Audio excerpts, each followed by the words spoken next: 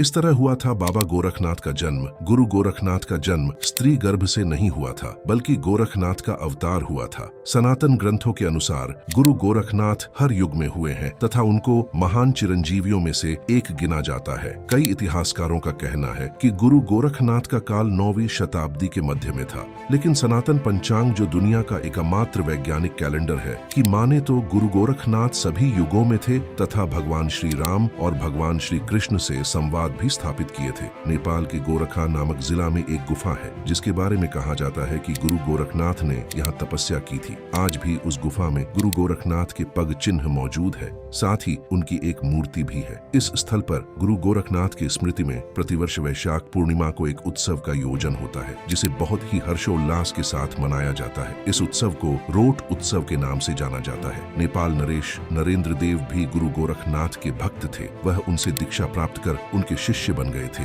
शंकर भगवान को नाथ संप्रदाय के संस्थापक कहा जाता है, जिसके आदि गुरु भगवान दत्तात्रेय थे। भगवान दत्तात्रेय के शिष्य मत्स्येंद्र नाथ थे।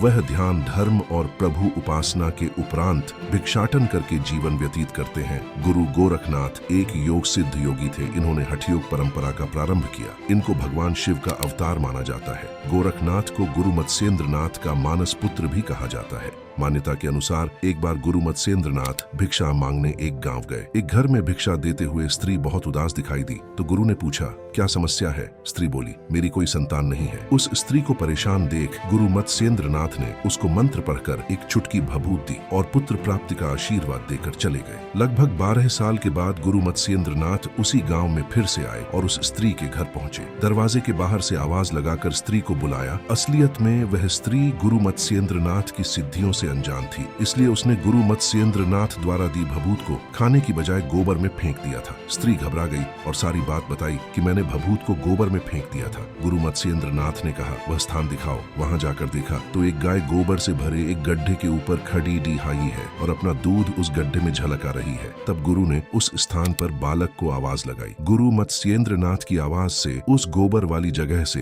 एक 12 वर्ष सुंदर आकर्षक बालक बाहर निकला और हाथ जोड़कर गुरु मत्स्येंद्र नाथ के सामने खड़े हो गया। ये थी भगवान बाबा गोरखनाथ के जन्म से जुड़ी पौराणिक कथा। ऐसी ही रोचक किस्से, कहानियां और पौराणिक कथा को जानने के लिए हमारे ओम श्री भक्ति मोबाइल ऐप को डाउनलोड करें और हमारे YouTube चैनल ओम श्री भक्ति को सब्सक्राइब करें और हमारे साथ जुड़ें।